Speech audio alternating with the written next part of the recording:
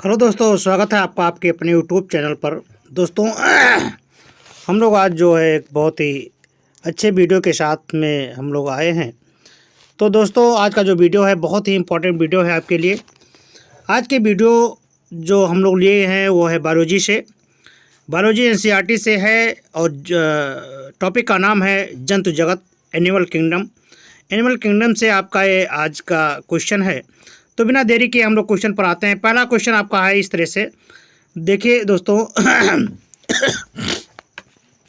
ये क्वेश्चन आपके लिए बहुत इंपॉर्टेंट होने वाला है, क्योंकि जितने भी आपके विकल्प वाले क्वेश्चन हैं, जो मल्टीपल चॉइस क्वेश्चन हैं, जो ऑब्जेक्टिव क्वेश्चन है पूछे जाने वाले परीक्षाओं में, वो उसके हिसाब से बहुत ही इंपॉर्टेंट है। तो आज ये जो टॉपिक है वो बायोलॉजी का है। देखिए क्वेश्चन आपके सामने आ गया है। बायोलॉजी में आपसे पूछा जा रहा है कि क्वेश्चन नंबर है कि पुर्तगाली उद्पोत कहा जाता है किसे? पुर्तगाली उद्पोत किसे कहा जाता है? आपको बताने हैं कि पुर्तगाली उद्पोत किसे कहते हैं। आपके पास चार ऑप्शन है। आपके पुर्तगाली उद्पोत किसे कहते हैं, किस जंतु को कहते हैं? प्रथम विश्व युद्ध का सैनिक है, दूसरे ऑप्शन में पुर्तगाली सैनिक स्पंज, या चौथा है आपका एक बहुरूपी निवही सिलेंट्रेट। तो आपको पता है कि पुर्तगाली उद्पोत किसे कहा जाता है। तो दोस्तों अब आपको सही टिक लगाने हैं कि क्या है सही आंसर। तो आपको जानना है सही आंसर क्या है। तो सही आंसर है कि ये एक बहुरूपी एवं निवही सिलेंट्रेट है, जो आपको प्रथम विश्व युद्ध के नाम से बताया गया, पुर्तगाली के नाम से बताया गया, एक सैनिक स्पंज। तो क्या है आपका, ये एक बहुरूपी एवं निवही सिलेंट्रेट है। ठीक है, तो ये आपको जानना बहुत ज़रूरी है कि पुर्तगाली उद्पोत किसे कहा जाता है। पुर्तगाली उद्पोत किसे कहा जाता है? तो इसमें से कौन सा ऑप्शन सही है? ये बहुरूपी एवं निवही सिलेंट्रेट है। ठीक है, समझ में आया? अगले क्वेश्चन की तरफ हम लोग बढ़ते हैं। देखिए कि अगला क्वेश्चन क्या है। दूसरा क्वेश्चन आपके स्क्रीन पर आ गया कि निम्न में से कौन सा जंतु द्विस्तरीय है? निम्न में से कौन सा जंतु द्विस्तरीय है? पेनिटुला, पैरामीशियम, टीनिया या एंटामीबा हिस्टोलिटिका। तो आपके ऑप्शन हैं इस तरह से। तो आपका आंसर कहाँ जाता है, किस पर जाएगा आपका आंसर? देखिए कहाँ पर आपका आंसर है, पेनिटुला, पैरामीशियम या आपका टीनिया है, या चौथा है एंटामीबा। तो निम्न में से जंतु द्विस्तरीय जो जंतु है वो आपका है क्या? पेनिटुला। क्या है? पेनिटुला आपका राइट आंसर है। बहुत ही इम्पोर्टेंट क्वेश्चन है बच्चों ये, तो इसलिए आप इसको समझें और समझ करके ही तब आपको आगे लिखना है। देखिए जितने भी आपके मल्टीपल चॉइस क्वेश्चन होते हैं, इन क्वेश्चनों में आपको बहुत ही ज़्यादा ध्यान देना होता है, हर ऑप्शन पर ध्यान देना होता है और जल्दबाजी बिल्कुल नहीं करनी है। ठीक है, चलिए हम बढ़ते हैं अगले क्वेश्चन की तरफ। क्वेश्चन नंबर आपका आ गया 3।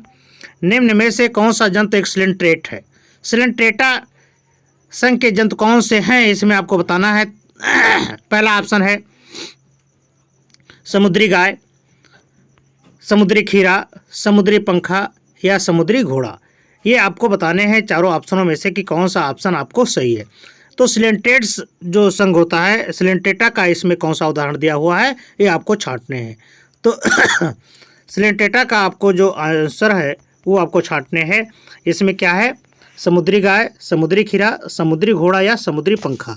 तो इसमें आपका कौन सा ऑप्शन सही है? ये तीसरा आंसर आपका सही, समुद्री पंखा। सिलेंट्रेट, समुद्री पंखा एक क्या है, एक सिलेंट्रेट्स है। ठीक है, चलिए अगले क्वेश्चन की तरफ बढ़ते हैं। क्वेश्चन नंबर है आपका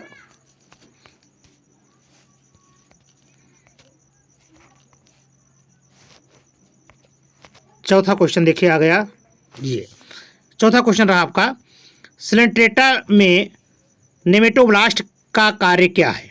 आपको बताना है, कार्य बता रहा है, पूछ रहा है आपसे। सिलेंट्रेटा में नेमेटोब्लास्ट का कार्य क्या होता है? गमन, शरीर की सुरक्षा एवं शत्रुओं पर आक्रमण करना, प्रजनन करना या पोषण करना। तो सिलेंट्रेटा में नेमेटोब्लास्ट जो होता है वो क्या कार्य करता है? वो शरीर की सुरक्षा एवं शत्रुओं पर आक्रमण करता है। वो अपने शत्रुओं से बचाता भी है, अपने शरीर की रक्षा भी करता है और शत्रु पर आक्रमण भी, यानी अपना भोजन प्राप्त करने के लिए शत्रुओं पर आक्रमण करता है तो वो कार्य भी करता है। ठीक है। तो इसमें कौन सा ऑप्शन आपका सही है? तो ये ऑप्शन है आपका सही है दूसरा, ये शरीर की सुरक्षा एवं शत्रु पर आक्रमण करता है। ठीक है, ये क्वेश्चन आपका मतलब ये आपका दूसरा आंसर सही है, ये बहुत ही इंपॉर्टेंट है आपका। ठीक है, चलिए अगले क्वेश्चन की तरफ हम लोग बढ़ते हैं। अगले क्वेश्चन की तरफ बढ़ते हैं हम लोग। अगला क्वेश्चन है आपका, कोरल लीफ यानी कोरल किस फाइलम से संबंधित है?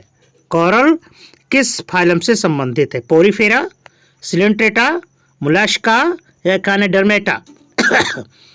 कोरल लीफ जो है आपका संबंधित है किससे है? कोरल लीफ आपका संबंधित है किस फाइलम से? पोरीफेरा, सिलेंट्रेटा, मोलस्का या एकानोडर्मेटा? तो किससे संबंधित है वो आपका? सिलेंट्रेटा से संबंधित है। ठीक है, चलिए बढ़ते हैं हम अगले सवाल की तरफ। अगले सवाल की तरफ हम बढ़ते हैं।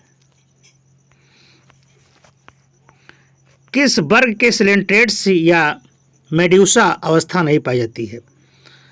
किस वर्ग के सिलेंट्रेट्स में मेड्यूसा अवस्था नहीं पाई जाती है? ये आपको बताना है कि ये जो आपको 4 ऑप्शन दिए हैं इसमें कौन सा वर्ग ऐसा है जिसके वर्ग में सिलेंट्रेट्स मेड्यूसा नहीं पाया जाता है, वो अवस्था नहीं पाई जाती है। किसमें? हार्डोजोआ में, साइफोजोआ में, स्पोरोजोआ में या फिर एंथोजोआ में? तो क्या है आपका सही आंसर? आपका जो सही आंसर है वो क्या है? एंथोजोआ में। क्लियर? ये आपका एंथोजोआ में मेडूसा अवस्था नहीं पाई जाती है। एक सिलेंट्रेट्स है लेकिन इसमें मेडूसा अवस्था नहीं पाई जाती है। ठीक है, अगले क्वेश्चन की तरफ हम बढ़ते हैं।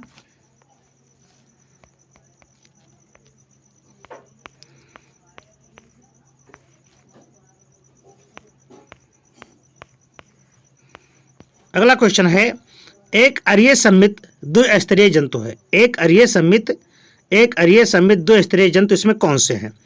तो देखिए आपको पता ही हो गया कि द्विस्तरीय आपसे पूछ रहा है, सममित और द्विस्तरीय जंतु के बारे में आपसे पूछ रहा है। तो कौन सा है? पहला है गोल्ड क्रीम, दूसरा है केचुआ, तीसरा है लिवर फ्लूक और चौथा है हाइड्रिला। तो आपका आंसर कौन सा है? हाइड्रिला। ये हाइड्रिला आपका राइट आंसर है। ठीक है, चलिए अगला क्वेश्चन,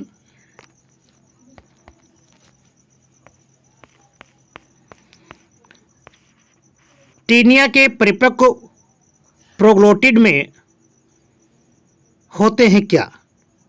क्या सही होते हैं? केवल मादा जननांग, मादा तथा नर दोनों, केवल अंडे तथा अपघटित जननांग या फिर हेक्साकैंथ होता है? क्या इसमें होता है?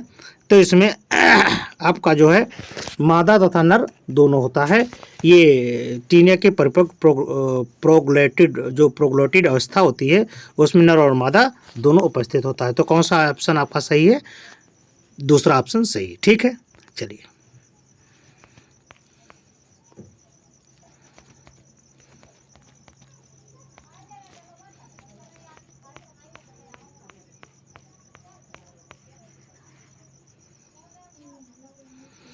अगला क्वेश्चन है, फीता क्रीम में ग्रेविड प्रोग्लोटिड जिनके गर्भाशय में निषेचित अंडे भरे रहते हैं निरंतर पृथक होते रहते हैं, यह क्रिया क्या कहलाती है? एपोलाइसिस, प्रोलिफरेशन, स्ट्रोबिलासजे या टोपोलाइसिस? स्ट्रोबिलासजे, टोपोलाइसिस या फिर एपोलाइसिस क्या कहलाते हैं? तो ये आपका कहलाता है एपोलाइसिस। क्या कहलाता है? एपोलाइसिस कहलाता है। ठीक है,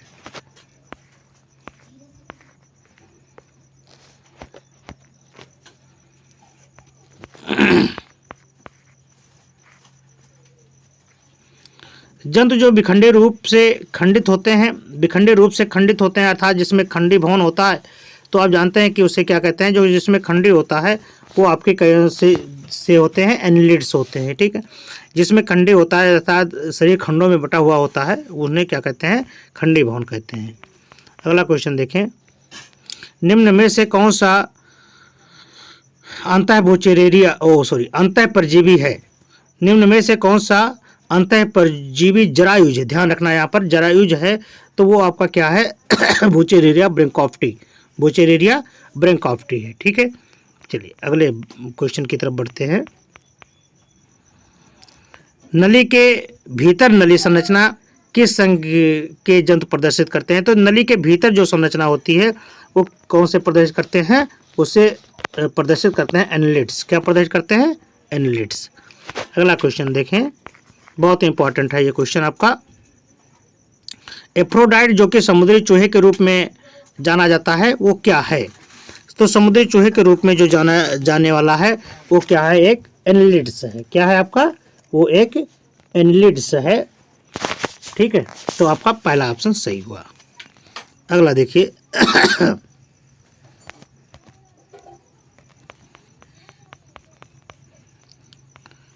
कशेरुकियों के आहार नाल में पाया जाने वाला फीताक्रेम अपना भोजन ग्रहण करता है किसके द्वारा? अपने शरीर सतह से तरल भोजन को अवशोषित करके, चूसकों द्वारा, मुख द्वारा, या फिर दोनों के द्वारा। तो किससे वो अवशोषित करता है? वो जो है अपने शरीर की सतह से तरल भोजन को अवशोषित करता है। ठीक है,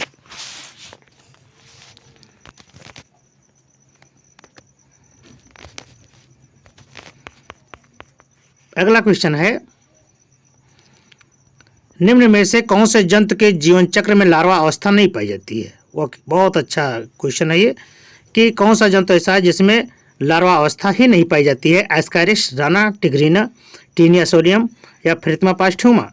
तो आप जानते हैं कि जो एनालिट्स होते हैं उनमें ये लगभग अवस्था नहीं पाई जाती है। फ्रिटिमा, किसमें? फ्रिटिमा अवस्था में। ठीक है, फ्रिटिमा में लार्वाल अवस्था नहीं पाई जाती है। ठीक है,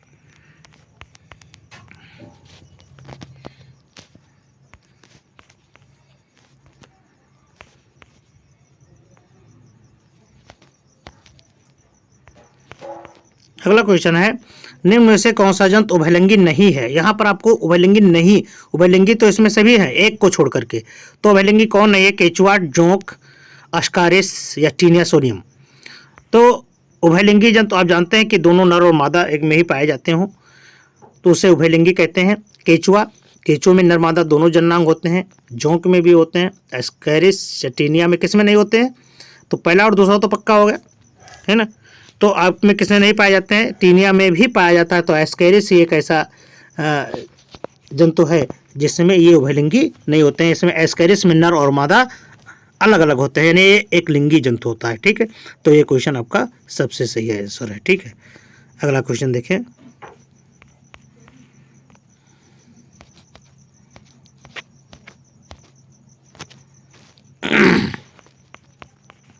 निम्न में से किसमें पैरापोडिया द्वारा गमन होता है? आपसे कह रहा है कि किसमें पैरापोडिया के द्वारा गमन होता है? स्कोलोपेंड्रा में, नेरिस में, सेंटीपीड में, या फ्रिटिमा में। तो कौन सा ऑप्शन है? नेरिस में। ठीक है, नेरिस में पैरापोडिया के द्वारा गमन होता है। अगला क्वेश्चन देखें,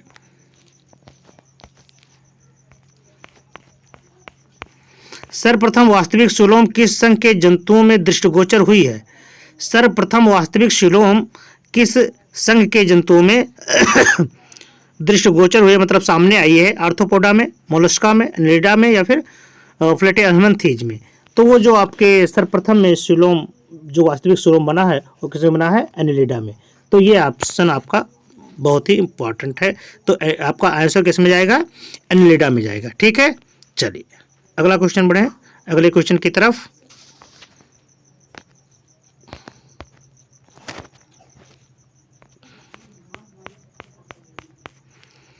फाइलम प्लेटेhelminthes के जंतु कैसे होते हैं?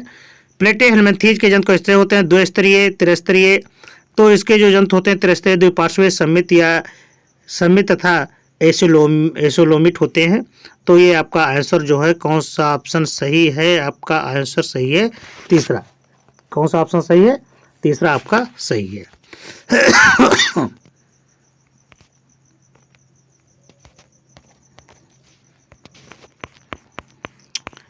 टिनोफोरा जंतुओं के शरीर में कौन से प्रकार के सम्मित पाई जाती है? ये आपसे क्वेश्चन पूछ रहा है कि टिनोफोरा जंतुओं में के शरीर में कौन से प्रकार के सम्मित पाई जाती है? अरीय सम्मित, असम्मित सम्मित, द्विअरीय और या द्विपार्श्वीय। तो ये आपकी कौन सी सम्मित पाई जाती है? द्विस्तरीय सम्मित पाई जाती है। ठीक है, अगला क्वेश्चन देखें,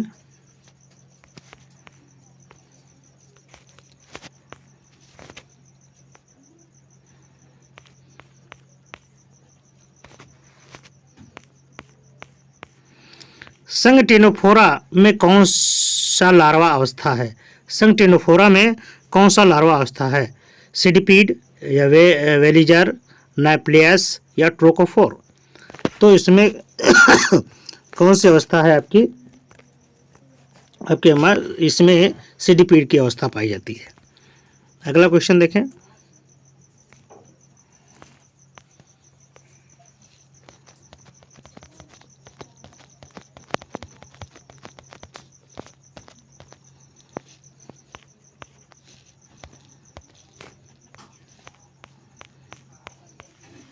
स्वच्छ पानी में पाए जाने वाले प्लेटेहेल्मिंथी जंतुओं में शिखा कोशिकाओं का कार्य बताइए। तो शिखा कोशिकाओं का जो कार्य होता है वो क्या है? उत्सर्जन तथा प्राशरण का होता है। इनमें जो शिखा कोशिका यानी ज्वाला कोशिका होती है वो किसका कार्य करती है? उत्सर्जन तथा प्राशरण का। ये बहुत ही इंपॉर्टेंट है, कई बार आपसे पूछा गया है, तो इस क्वेश्चन को आपको नीट के स्तर से तैयार करना बहुत जरूरी है। ठीक है, अगला क्वेश्चन है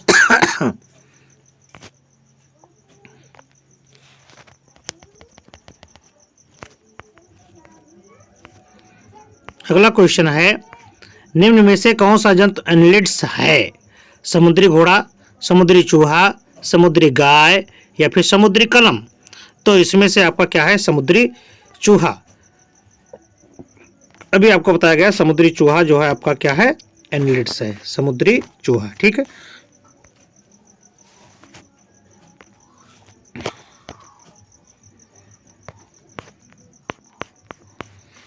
कॉम जेली या समुद्री अखरोट किस निम्न में से कौन से फाइलम के जंतु हैं? तो ये आपको बताना है कॉम जेली या समुद्री अखरोट जो है किस फाइलम से संबंधित है? सिलेंटेटा, टोनोफोरा या मोलस्का या कानाडर्मेटा? तो ये आपका आंसर है किसका? टोनोफोरा का। ठीक है, बहुत ही इंपॉर्टेंट क्वेश्चन था आपका ये।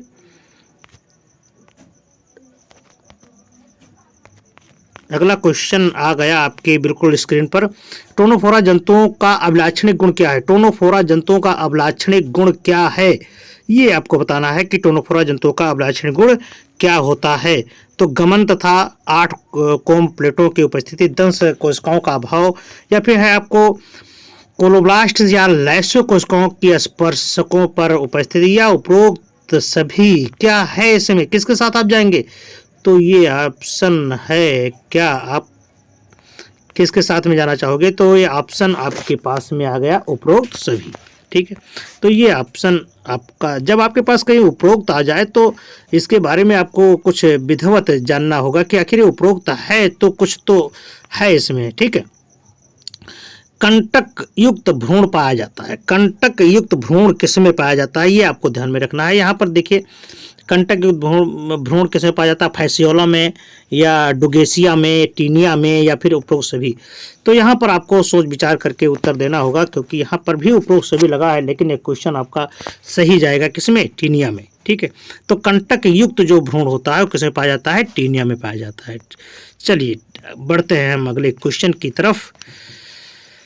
अगला क्वेश्चन है आपका, यूं रहा आपकी स्क्रीन पर, निम्न में से कौन सा जंतु का सामान्य नाम रुधिर पर्णकृम? बहुत ही इंपॉर्टेंट है ये क्वेश्चन आपका। पर्णकृम के नाम से जाना जाने वाला रुधिर पर्णकृम कौन सा है? तो हम चलते हैं आपसे पूछते, ये बताते हैं, ये है सिस्टोसोमा। सिस्टोसोमा ये बहुत ही इंपॉर्टेंट है, इसका सामान्य नाम रुधिर पर्णकृम है, सिस्टोसोमा का। चलिए बढ़ते हैं अगले क्वेश्चन की तरफ। क्या है अगला क्वेश्चन? अगले क्वेश्चन की तरफ हम लोग बढ़ते हैं। ये 28वां क्वेश्चन आ गया। निम्न में से किस जंतु में मीजोडर्म या मीजोडर्म पाई जाती है लेकिन सीलोम अनुपस्थित होते हैं? किसमें? चपटे क्रिम में, केचुए में, गोल क्रिम में, या फिर हिरूडो में? तो ये आपका ऑप्शन बिल्कुल सही है, चपटे क्रिमियों में पाया जाता है। ये क्वेश्चन कई बार आपसे पूछा गया बच्चों, तो ये क्वेश्चन को आपको याद रखना बहुत जरूरी है। चलिए अगले क्वेश्चन की तरफ बढ़ते हैं। क्या है अगला क्वेश्चन? देखते हैं। आप आ गए आपके स्क्रीन पर। एनिलिडा संघ के अधिकांश जंतुओं में उत्सर्जन किसके द्वारा होता है? बहुत ही इंपॉर्टेंट क्वेश्चन है ये आपके पास कि ये कई बार बहुत से कंपटीशनों में पूछा गया है। तो ये क्वेश्चन है आपका नेफ्रीडिया के द्वारा। जी हाँ, नेफ्रीडिया, आपने सही सुना, ये बहुत ही इंपॉर्टेंट क्वेश्चन है। तो इस क्वेश्चन को आपको याद रखना बहुत जरूरी है। एनेलिडा के अधिकांश जंतुओं में जो उत्सर्जन होता है वो किसके द्वारा होता है? नेफ्रीडिया के द्वारा होता है। ठीक है, चलिए बहुत ही इंपॉर्टेंट क्वेश्चन था ये आपका। तो इस क्वेश्चन को आपने तो फतेह कर लिया। अब अगले क्वेश्चन, अगले पड़ाव पर आइए। देखिए ये क्वेश्चन है आपका 30वां क्वेश्चन। एनेलिडा संघ के जंतु में लार्वा अवस्था सामान्यतः अनुपस्थित होती है, परंतु अगर फिर भी पाई जाती है तो वो है क्या? ये कह रहा है कि ये तो उसमें समानता पाई नहीं जाती है, लेकिन अगर पाई जाती है तो क्या है? ऑप्शन आपके इस तरह से टेडपोल तो होगा नहीं, प्लेनुमा, ट्रोकोफोर या फिर इफाइरा। तो ये है आपका जो आंसर है वो है आपका ट्रोकोफोर। क्या है? ट्रोकोफोर। समानता पाई नहीं जाती है, अगर पाई भी जाती है तो कौन सी अवस्था पाई जाती है? इसकी ट्रोकोफोर अवस्था पाई जाती है। अगला क्वेश्चन आ गया आपकी स्क्रीन पर, देखिए क्या है अगला क्वेश्चन। अगला क्वेश्चन कुछ यूं तरह से है, निम्न में से कौन सा जंतु स्यूडोसिलोमेट होता है? स्यूडोसिलोमेट कौन सा होता है? चाबुक क्रिम, भ्रेत क्रिम, चपटे क्रिम या फिर फीता क्रिम, कौन से हैं इसमें? तो आइए देखते हैं कौन सा है इसमें। तो इसमें है चाबुक क्रिम। चाबुक क्रिम जो जंतु होता है वो स्यूडोसिलोमिक होता है, यानी स्यूडोसिलोमेट होता है उसका क्या नाम होता है? चाबुक क्रिम होता है। ठीक है, चलिए बढ़ते हैं हम अगले क्वेश्चन की तरफ। क्या है अगला क्वेश्चन? देखिए अगला क्वेश्चन आ गया आपके स्क्रीन पर, यूं रहा, लैसो कोशिकाएं किन में पाई जाती हैं? बहुत ही इंपॉर्टेंट है। लैसो कोशिकाएं किसमें पाई जाती हैं? सिलेंटेटा में, टिनोफोरा में, पोरीफेरा में या फिर प्रोटोजोआ में? तो ये आपकी जो कोशिकाएं पाई जाती हैं किसमें पाई जाती हैं? टोनोफोरा में। ठीक है, बहुत ही इंपॉर्टेंट कोशिकाएं हैं ये। लैसो कोशिकाएं किसमें पाई जाती हैं? टोनोफोरा में पाई जाती हैं। जी हाँ, तो अब आगे बढ़ते हैं अगले क्वेश्चन की तरफ। अगले क्वेश्चन की तरफ हम बढ़ते हैं, उससे पहले देखिए ये देखिए, जोंक के लिए कौन से कथन सत्य है? आपको बताना है कि जोंक के लिए कौन से कथन सत्य हैं। जोंक के लिए कौन से कथन सत्य हैं बताइए। आपको बताना है कि जोंक के लिए कौन से कथन सत्य हैं। तो ये पहला है, ये अखंडित जंतु होते हैं, नहीं, गलत बात। ये सभी अंतःपरजीवी होते हैं, नो। इसमें सुलोम, ये तो भी बात नहीं हुई। इसका मतलब क्या है? चौथा है, ये समुद्र में, अलवण जल में, नम मिट्टी में पाए जाते हैं। तो इसका मतलब यही हुआ कि ये क्वेश्चन आपका सबसे आंसर अच्छा यही है। अगला क्वेश्चन देखिए आ गया आपकी स्क्रीन पर। अगला क्वेश्चन है, लेबर फ्लो के विभिन्न लार्वा अवस्था का सही क्रम क्या होता है? लेबर फ्लो के लार्वा अवस्था का सही क्रम क्या होता है? मिरासीडियम, स्पोरोजोआ, रेडिया तथा सर्केरिया। तो ये है आपका सही आंसर। इसमें देखिए ये दूसरा ऑप्शन आपका बहुत ही इंपॉर्टेंट है और ये आपका सही है। कई बार इस क्वेश्चन को आपसे पूछा गया है। तो दोस्तों बने रहें आप हमारे यूट्यूब पर और पढ़ते रहें, अपनी जिज्ञासाएं बढ़ाते रहें, कंपटीशन में बैठने की तैयारी करते रहें। अगला क्वेश्चन है आपका, टीनिया सोलियम में पाया जाता है, मुख तथा गुदा दोनों, केवल मुख या पाचन तंत्र पूर्णतः अनुपस्थित होता है? इसमें क्या पाया जाता है भाई? तो ये आपको बताने हैं कि इसमें पाचन तंत्र पूर्णतः अनुपस्थित होता है। क्या होता है? टीनिया सोलियम में पाचन तंत्र पूर्णतः अनुपस्थित होता है, ये आपको जानना जरूरी है। यानी चौथा ऑप्शन आपका सही है, ये आपका सही है, पाचन तंत्र पूर्णतः अनुपस्थित होता है, इसलिए पचाया हुआ भोजन ही इस्तेमाल करता है।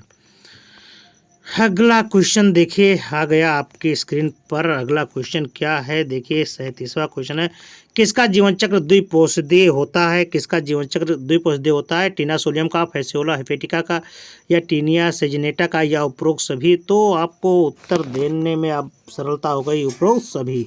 ठीक है, ये ऑप्शन आपका सही है। अगला क्वेश्चन, अगले क्वेश्चन की तरफ हम बढ़ते हैं और ये रहा आज का अंतिम क्वेश्चन है, शायद ये आज का अंतिम क्वेश्चन है। ये अंतिम क्वेश्चन है कि वह सीलोम जो ब्लास्टोसील से व्युत्पन्न होता है क्या कहलाता है? वह सीलोम जो ब्लास्टोसील से व्युत्पन्न होता है वह क्या कहलाता है? एंटेरोसीलोम, हीमोसीलोम, स्यूडोसील या फिर साइजोसील? क्या कहलाते हैं? वो है आपका स्यूडोसील। ठीक है, तो दोस्तों ये बस क्वेश्चन आज यहाँ का ख़त्म हुआ। हम मिलते हैं अगले वीडियो में, फिर आपके लिए लेकर के आएंगे 50 से अधिक क्वेश्चन। अगले वीडियो हमारा बहुत ही इंपॉर्टेंट होगा। हम अगले क्लासिफिकेशन जंतु जगत में ही है, हमारा जो अगला वीडियो होगा वो आर्थ्रोपोडा संघ का होगा, सब में मल्टीपल चॉइस क्वेश्चन होंगे।